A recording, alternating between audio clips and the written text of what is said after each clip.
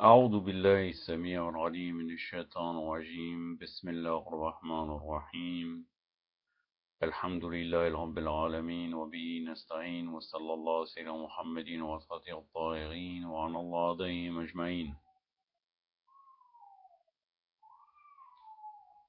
Shahar al-Ramadan al-Mubarak, puisque aujourd'hui, pour certains, c'est le premier jour du mois de Ramadan, et pour d'autres, ça sera demain.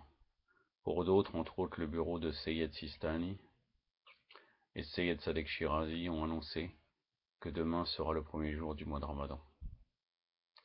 De toute façon, nous sommes à cette période-là, et il est d'usage, chaque année, même si vous allez dans les centres, bon, quelquefois c'est même répétitif et fatigant, parce qu'on revient toujours sur le même sujet, sans apporter quelque chose d'un commentaire un peu plus profond. Même dans les prières du vendredi, ils vont réciter le discours du prophète qu'il a fait le dernier vendredi du mois de Ramadan, le dernier vendredi du mois de Sha'ban, pardon, concernant le mois de Ramadan. Mais on dit que le rappel profite aux croyants, donc je vais le faire aussi.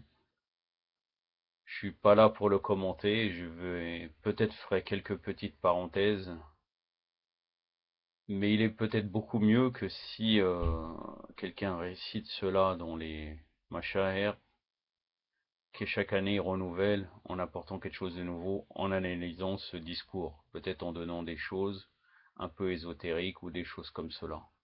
Car si on répète continuellement, il n'y a pas beaucoup de fruits. On peut le lire chez nous, ça va rien changer. Ala kulli hal. Donc je vais vous le lire et après je vous parlerai de mon sujet aujourd'hui qui sera les moments privilégiés. Quels sont les moments privilégiés pour faire les invocations? Donc le prône du prophète qu'il a fait au mois de Charban, le dernier vendredi du mois de Charban concernant le mois de Ramadan. L'imam Rida alayhi salam, citant les chaînes de transmission de sa lignée paternelle, rapporte ce témoignage de l'imam Ali alayhi salam. Un jour, le prophète nous a fait le discours suivant. Ô gens, le mois d'Allah est venu en vous, apportant la bénédiction, la miséricorde et le pardon. C'est un mois qui est le meilleur des mois pour Allah. Ses jours sont les meilleurs des jours, ses nuits sont les meilleures des nuits, ses heures sont les meilleures des heures. Puisque le mois de Ramadan est appelé le mois d'Allah Azzawajal. Ça c'est une parenthèse. Je continue, c'est un mois pendant lequel vous êtes appelés à être les convives d'Allah et honorés par lui.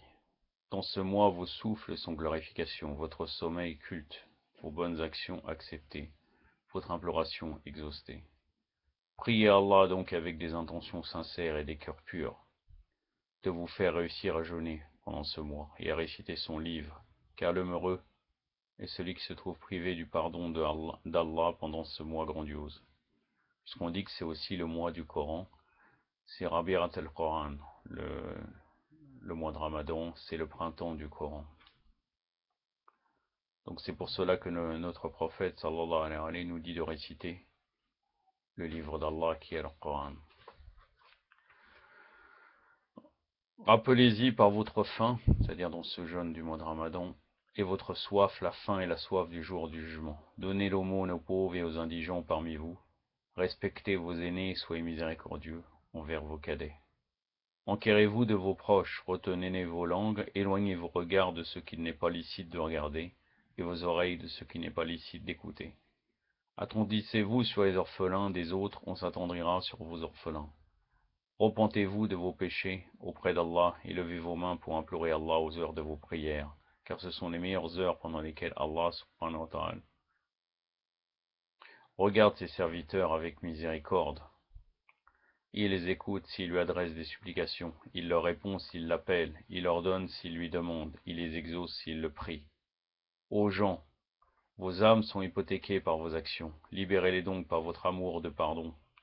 Vos dos sont alourdis par vos fardeaux, soulagez donc par une longue prosternation. Et sachez qu'Allah a juré par sa puissance de ne pas torturer ceux qui le prient ou ceux qui se prosternent, et de ne pas les terrifier par le feu, le jour où les gens se lèveront pour rendre des comptes au Seigneur des mondes. Ô gens, celui d'entre vous qui offre le repas de la rupture du jeûne, un fidèle jeûnant pendant ce mois, Allah l'en récompensera avec la récompense décernée pour l'acte de libérer un esclave et par le pardon de ses péchés passés. On s'est plaint alors au prophète, ô messager d'Allah, nous n'avons pas tous les moyens de le faire, offrir le repas de Ramadan. Le prophète sallallahu alayhi wa sallam a dit évitez l'enfer ne serait-ce qu'avec la moitié d'une date, évitez l'enfer ne serait-ce qu'avec une gorgée d'eau. C'est-à-dire ceux qui n'ont pas les moyens, ils peuvent inviter la personne, même si elle couperait uniquement avec très peu, ça serait aussi une grande récompense. Ô gens, celui d'entre vous qui bonifie son caractère pendant ce mois, aura droit au passage sur le droit chemin le jour où les pieds trébucheront. Celui qui soulage ses serviteurs pendant ce mois, Allah atténuera le compte qu'il doit lui rendre. Celui qui évite de faire le mal pendant ce mois, Allah le dispensera de sa colère le jour où il le rencontrera. Celui qui honore un orphelin, Allah l'honorera le jour où il le rencontrera. Celui qui s'enquiert de son prochain, c'est-à-dire qui demande des nouvelles et quel est l'état de son prochain, Allah le couvrira de sa miséricorde le jour où il le rencontrera. Celui qui coupe ses liens avec son prochain, Allah le privera de sa miséricorde le jour où il le rencontrera. Celui qui offre volontairement une prière, Allah lui inscrit une ordonnance d'acquittement de l'enfer. Celui qui accomplit une obligation prescrite aura une récompense équivalente à celle de quelqu'un qui aura accompli 70 obligations prescrites pendant les autres mois. 70, ça ne veut pas dire le chiffre 70, il veut dire le grand nombre. Celui qui prie beaucoup sur moi, sur le prophète, Allahumma salli ala Muhammad wa ali Muhammad wa la jal farajahum wa al-anadahum. Allah chargera sa balance de bonnes actions le jour où les balances s'allégeront. Celui qui récite un verset coranique aura la récompense de celui qui aurait parachevé la lecture de tout le Coran pendant les autres mois. Ô gens, les portes du paradis sont ouvertes pendant ce mois. Priez donc votre Seigneur de ne pas les renfermer devant vous. Et celles de l'enfer sont refermées, demandez-lui donc de ne pas les rouvrir pour vous. Les satans sont enchaînés, demandez-lui donc de ne pas leur laisser prise sur vous. Car quelquefois, à travers le nefs, on continue à faire des péchés, à faire du mal, alors que les shayatines sont enchaînés. Ça vient de notre maladie à l'intérieur, c'est notre moi qui nous pousse à faire le mal. Sur ce, je me suis levé, l'imam Ali alayhi salam, et j'ai dit, ô messager d'Allah, quelle est la meilleure des actions pendant ce mois? Le prophète sallallahu alayhi wa sallam a dit, ô Abul Hassan, c'est le surnom de l'imam Ali alayhi salam, la kunya. La meilleure des actions de ce mois, c'est de s'abstenir de ce que Allah a interdit. Fin du discours. On demande à ceux qui ont plus de science de nous apporter beaucoup de sens à ce discours du prophète, car j'avoue, je n'ai que des choses que j'ai à vous dire qui seraient uniquement extérieures, avec très peu de choses intérieures, qui forcément, dans chaque discours du prophète et des imams, alayhi salam, il y a un chance extérieur et intérieur. Nous arrivons au volume 5 d'El-Kafi, donc les moments privilégiés pour faire le Dora. C'était la deuxième partie, et c'était la partie que je voulais traiter. Mais par convenance, je vous ai rappelé le discours du prophète qu'il a fait au mois de Ramadan. Donc à la page 208, le chapitre 13, je ne me rappelle plus exactement c'était quel chapitre, je vais vous le dire exactement.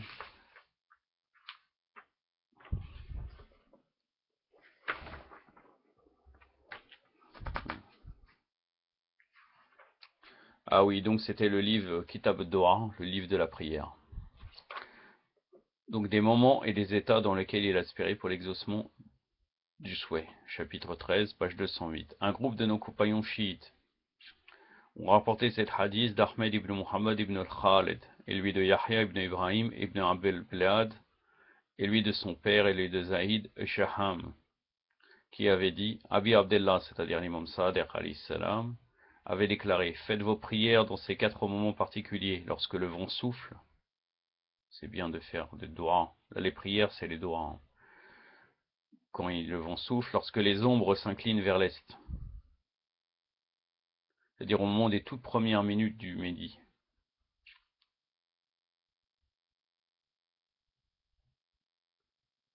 Quand il se met à pleuvoir et quand la toute première goutte de sang d'un croyant tué tombe par terre, car lorsque ces événements arrivent, les portes du ciel s'ouvrent.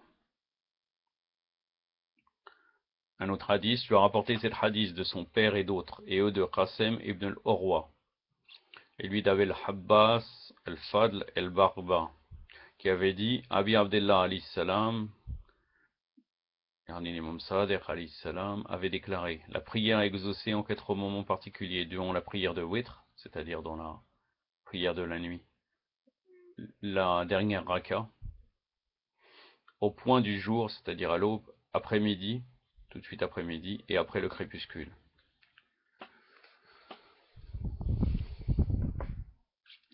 Ali ibn Ibrahim a rapporté cet hadith de son père, et lui de Nufayli, et lui de Sakouni, qui avait dit Abi Abdullah alayhi salam avait déclaré, le Seigneur des croyants, Ali alayhi salam avait annoncé, profitez de 4 moments particuliers pour faire vos prières, vos invocations.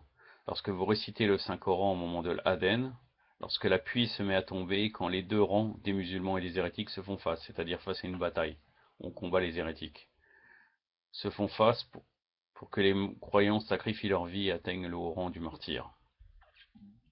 Ali ibn Ibrahim a rapporté ce hadith de son père, lui d'Ibn Abi Omer, et lui de Jamil ibn Daraj, et lui d'Abdullah ibn Hatta, qui avait dit à Abi Ja'far alayhi salam, c'est-à-dire l'imam Baqir alayhi salam avait déclaré, lorsque mon père alayhi salam avait un souhait, c'est-à-dire autrement dit l'imam Zayn al-Abidin alayhi salam, qu'il devait présenter au seuil divin, il faisait sa prière en cette heure-ci, c'est-à-dire au moment du coucher du soleil. C'est-à-dire quand le soleil commence à décliner, ce n'est pas le marlob, c'est tout de suite après le dor.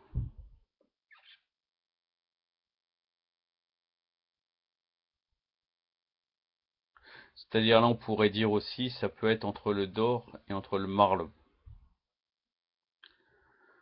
Il a rapporté cette hadith de son père, et lui de Ahmed ibn Isa, et lui de Hussein ibn al-Mukhtar, et lui d'Abi Basir, qui avait dit à Abi Abdullah alayhi salam, l'imam Sadiq avait déclaré, lorsque l'un d'entre vous sent se ramollir son cœur et devenir tendre, il doit se mettre à prier, c'est-à-dire à faire des invocations ou à prier. Car tant que le cœur ne devient pas pur et purifié, ça ne s'attendrit pas. C'est-à-dire que c'est une bonne occasion, quand ils sont son cœur qui vibre pour Allah Azzawajal, il doit faire des doigts. Certes, Inch'Allah, ça sera exaucé. Un groupe de nos compagnons ont rapporté cet hadith d'Ahmed ibn Muhammad ibn al-Khalid, et lui de Sharif ibn Sabiq, et lui de Fal ibn Abil Rora, qui avait dit à Abi Abdullah, l'imam Sadiq alayhi salam avait déclaré, le messager d'Allah sallallahu alayhi wa alayhi, avait annoncé, le meilleur moment pour invoquer le Seigneur est à l'aube. Et il avait alors récité ce noble verset qui se rapporte à Yaqub. Il dit, j'implorais pour vous le pardon de mon Seigneur. Surat Yusuf, le verset 98. Et ajouté, il avait retardé sa prière pour eux jusqu'à l'arrivée de l'aube. Hossein ibn Muhammad a rapporté cet hadith d'Ahmed ibn Isaac, et lui de Saddan ibn al-Muslim, et lui de Muawiyah ibn Ammar, qui avait dit, Abi Abdullah alayhi salam, l'imam Sadiq alayhi salam avait déclaré, lorsque mon père avait un souhait, il invoquait le Seigneur au coucher du soleil, et quand il voulait faire sa demande, il faisait de l'aumône, se parfumait, et seulement alors, il se rendait à la mosquée et se mettait à prier dans la mesure que le Seigneur avait voulu qu'il le fît. C'est-à-dire que là, c'est pas seulement de privilégier le moment des invocations, on pourrait même le relier avec d'autres, les hadiths précédents. Il nous donne aussi comment on doit se préparer pour faire ces invocations. Donc là, il nous dit, il faisait l'aumône auparavant, il se parfumait, il se rendait à la mosquée et se mettait à prier dans la mesure que le Seigneur avait voulu qu'il le fît. C'est complémentaire au hadith précédent. Un groupe de nos compagnons chiites ont rapporté cet hadith d'Ahmed ibn Muhammad ibn al-Khalid et lui d'Ali ibn al-Adid, qui avait dit, Abi Abdullah alayhi salam avait déclaré, lorsque ton corps se met à trembler et que ta peau se redresse et que tes yeux se mettent à verser des larmes, profite de cet instant particulier, fais attention à cet instant, car on vient de prêter attention à toi.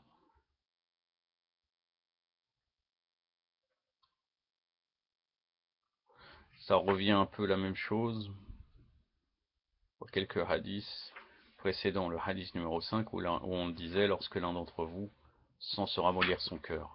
Là avec plus de détails, puisque là il dit, lorsque ton corps se met à trembler, que ta peau se redresse et que tes yeux se mettent à verser des larmes. Profite de cet instant particulier, fais attention à cet instant, car on vient de prêter attention à toi. Avant-dernier hadith, je vais rapporter cet hadith d'Al-Juma Rani, et lui de Hassan ibn Ali ibn Abi Hamza, et lui de Sandal, et lui d'Abel Saba el-Kinani, qui avait dit Abi Ja'far, l'imam Baqir alayhi salam, avait déclaré parmi ses serviteurs, Allah subhanahu wa ta'ala aime le serviteur qui est pris beaucoup et souvent. Autrement dit, c'est pas seulement la prière quotidienne, la prière, c'est aussi le dua. Le salat, en arabe, c'est la prière, mais là, c'est kitab dua. Donc c'est surtout l'invocation. Par conséquent, priez autant que vous le pouvez, de l'aube jusqu'au lever du soleil. Car à cette heure, les portes du ciel sont ouvertes, et les jours se divisent, et tous les souhaits et toutes les prières sont exaucées. C'est-à-dire entre le Fajr et Shuruq. Dernier hadith, Ali ibn Ibrahim a apporté cet hadith de son père, et lui d'Ibn Abi Omer, et lui d'Omar ibn Ozayna, qui avait dit en occasion, j'entendis Abi Abdallah, alayhi salam, déclarer, durant la nuit, il y a une heure particulière pendant laquelle, si un serviteur musulman la connaît et s'acquitte de sa prière à cette heure-là, en invoquant Allah, Azawajal, Allah à son tour lui exaucera tous ses souhaits. Et dans chaque nuit, cette heure-là arrive ponctuellement. Je demandais qu'Allah arrange toutes vos affaires. Quelle est cette heure particulière durant la nuit? Il répondit lorsque minuit est passé, c'est-à-dire dans la 6e partie de la 2e moitié de la nuit, c'est-à-dire le début du temps de Salatul Layl.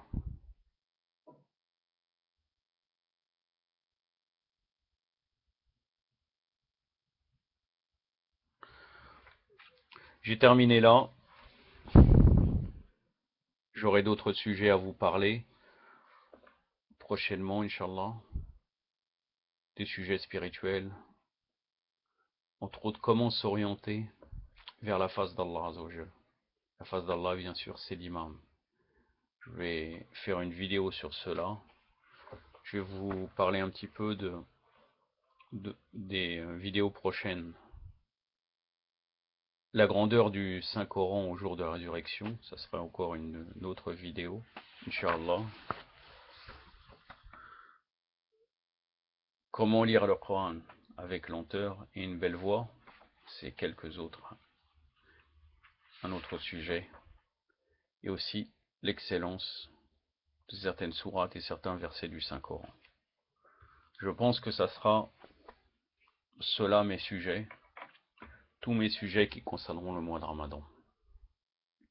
Après, je verrai sur Facebook s'il y a quelques questions importantes, ou bien à travers YouTube, je pourrai peut-être éventuellement répondre, dans ma mesure du possible, Inch'Allah.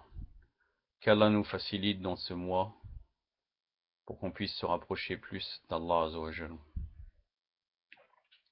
Je vais oublier aussi, peut-être que le moment du 17 Ramadan, du mois de Ramadan, est le jour de la bataille de Badr, et aussi le jour de la mort de la maudite Aïcha. Peut-être que je ferai une vidéo avec des choses qui sont connues de tous les musulmans, qui parlera brièvement de Aïcha, l'arnatullah alayha.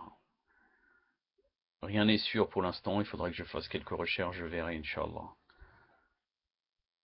Donc, Inch'Allah, qui nous donne le tout fiqh, Allah Azzawajal, qu'on puisse pouvoir jeûner dans tout ce mois, obéir un maximum à ses ordres, et aussi qu'on puisse lire le Coran un maximum.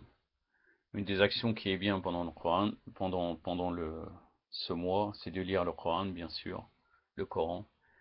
Et quand on termine la sourate, le Coran en entier, on le dédie à un des marsoum. Par exemple, on dit j'ai offert cette récitation Adiya à tel infaillible. Par exemple, au prophète Mohammed sallallahu alayhi wa sallam, à Fatima Zahra alayhi salam, et d'enchaîner.